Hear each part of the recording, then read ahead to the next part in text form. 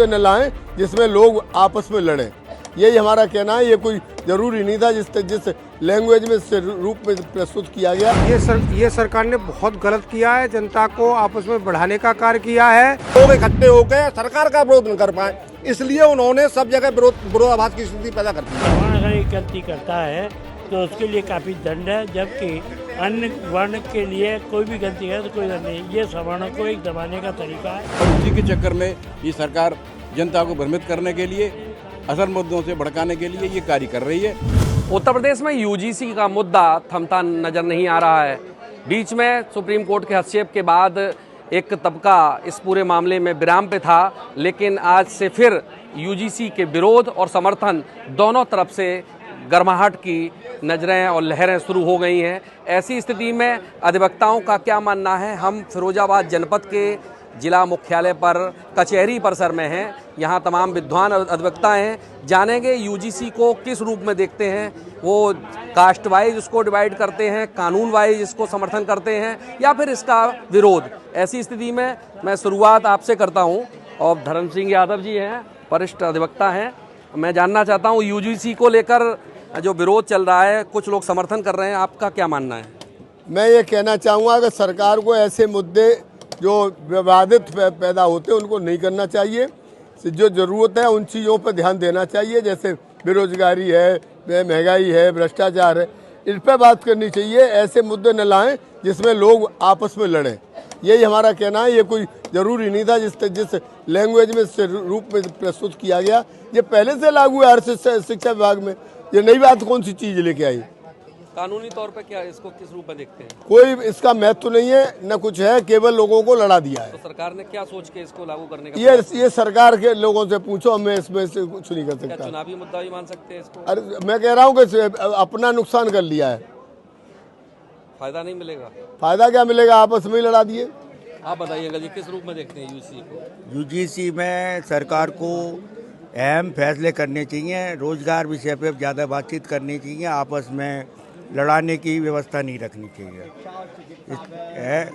शिक्षा पे और स्वास्थ्य पे ज़्यादा ध्यान देना चाहिए, जो हमारे देश की महत्वपूर्ण सुविधाएं होनी चाहिए। जातियों में बांटने का काम किया गया एकदम अचानक। ये सरकार ने बहुत गलत किया है, जनता को आपस में बढ़ाने का कार्य किया है और जनता को भटकाने का कार्य किया है। जनता इस समय जो है स्वास्थ्य के लिए, शिक्षा के लिए भटक रही है। उस मुद्दे से हटकर इस तरह के मुद्दों में जो है आपस में भिड़ जाए, इसलिए जो है ये मुद्दा लाके और लास्ट में सुप्रीम कोर्ट से स्टे करा दिया। ये सरकार का अच्छा मन नहीं दिखाई देता है। तो क्या स्टे में 100% जो है सुप्रीम कोर्ट में बैठे जजेस के प्रति जो है अधिकार हमारे जो है सरकार का जो है निश्चित रूप से दखल रहता है। मानते हैं आप किस रूप में देखते हैं यूजीसी को लेकर? बड़ा चर्चा चल रही है। चर्चा चल रही है, बात सही है। मैं भी पढ़ रहा हूँ, सुन रहा हूँ। सही बात ये है कि सरकार ने दो पक्ष बना दिए, सब सारे ग्रुपों में। अधिवक्ता में दो ग्रुप हो गए। एक ग्रुप किसी भी समर्थन करेगा, और हाँ यहाँ भी होती है। एक ग्रुप इसका समर्थन करेगा, एक विरोध करेगा।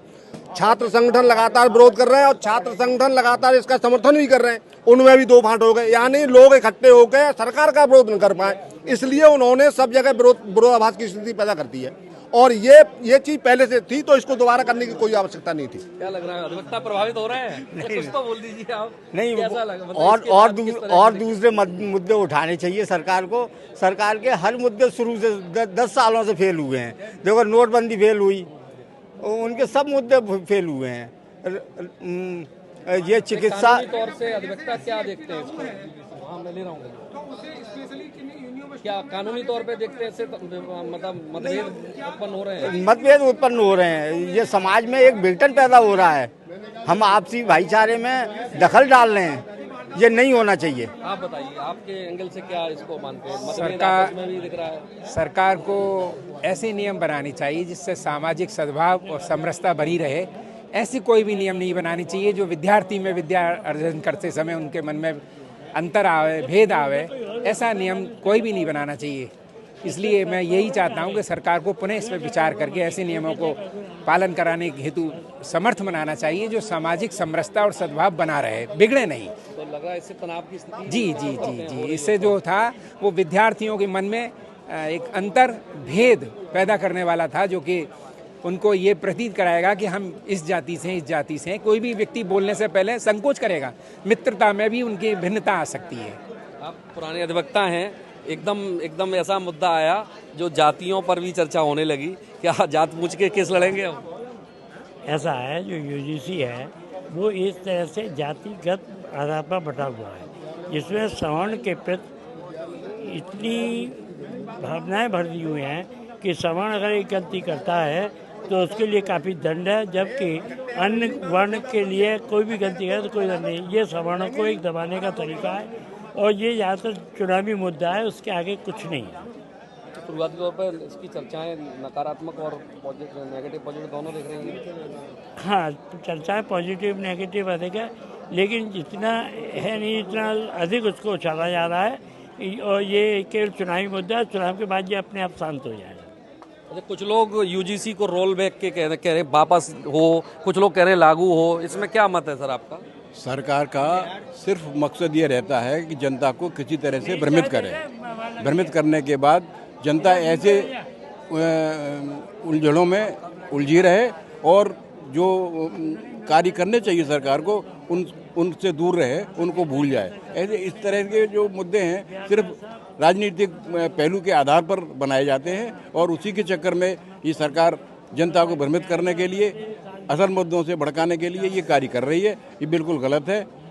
उनका मानना है कानून है, कानून में अधिकार मिलना चाहिए, एक वर्ग को प्रताड़ित किया जाता है। वो तो पहले से ही है, वर्ग में पहले से ही है, तो दोबारा उसमें लागू करने से कोई मतलब नहीं है, पहले से ही है। सुप्रीम कोर्ट ने सही किया है, सुप्रीम कोर्ट ने इस चीज़ को मद्देनजर रखते हुए इसको स्टे किया है और आगे के लिए रिपोर्ट्स वगैरह मांगी है, वो आ जाएंगी तो मैटर अपने आप सरकार को वापस ही लेना पड़ेगा। ये सुप्रीम कोर्ट ने स्टे कर दिया है तो पहल की जाएगी। स्टे की एक सीमित अवधि है, उसके बाद फिर लागू होता है या खारिज होता है, ये भी तो एक अहम मुद्दा है।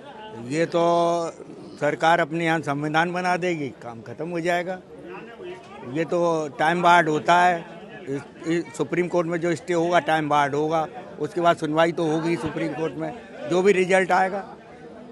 एक समाज का एक तबका है वो कह रहा है कि लागू होना चाहिए, एक कह रहा नहीं होना चाहिए। ये लड़ाने की पॉलिसी है, दोनों को लड़ाने की पॉलिसी है और कुछ नहीं है। बस एक दूसरे के मन में भेदभाव हो जाएगा, इससे सरकार को फायदा होगा और कुछ नहीं। कानून क्या जातिगत चीजों को मानता है? जात पूछ के जातिगत आधार पर नहीं होना चाहिए। इन्होंने शिक्षण संस्थाओं में अशांति पैदा कर दी है, इसके अलावा और कुछ नहीं किया है। तो ऐसी स्थिति में जो स्टे है वो एक सीमित समय के लिए है। वो सीमित समय है, वो तो आगे चल के जो भी होगा, लेकिन जो वातावरण गंदा किया गया है उसकी मैं निंदा करता हूँ। अच्छा, अगर लागू होता है तो? लागू तो है पहले से, सब जगह आरक्षण पहले से दिया हुआ है, उसमें नई चीज क्या लाए सिवाय इसके विवाद पैदा करने की। SC एक्ट पहले से ही जब लागू है तो इसे दोबारा से फिर से लाने की, शिक्षण संस्थाओं में लाने की क्या आवश्यकता रह गई थी? क्षेत्रों में कोई आवश्यकता नहीं थी लाने की। जो है मतलब क्या एक्ट है वो सफिशिएंट है। हाँ बिल्कुल है। SC एक्ट में कौन सी चीज छूट रही है? सारी चीज उसमें कवर है। तो इसे अलग से एक कानून लाकर दिखाने को, जनता को गुमराह कर, जनता को भटकाने के लिए ये कानून लाकर सरकार ने अच्छा नहीं किया है। तो देखिए, हम यहाँ अधिवक्ताओं के बीच में और ये सारे सीनियर अधिवक्ताएं हैं, इनको एक लंबा अरसा हो गया कानून की लड़ाई लड़ते लड़ते। ऐसी स्थिति में जो यूजीसी का मुद्दा है वो फिरोजाबाद जनपद न्यायालय में अधिवक्ताओं ने इसे राजनीतिक मुद्दा करार दिया है। इनका मानना है कि लोगों को बांटने का काम किया गया। एक जो तमाम जो योजनाएं सरकार को चाहिए थी जनता के प्रति लागू करने के लिए, उन सब योजनाओं को ना लागू करके लोगों को विभाजित करने का ये मुद्दा है। और ये स्टे हो या फिर खारिज हो, तभी जनता के बीच में, लोगों के बीच में मतभेद और मनभेद की स्थिति है वो स्थिर हो पाएगी। कैमरा पर्सन अंकित यादव के साथ मैं जितेंद्र शर्मा, भारत समाचार सत्यमेव जयते।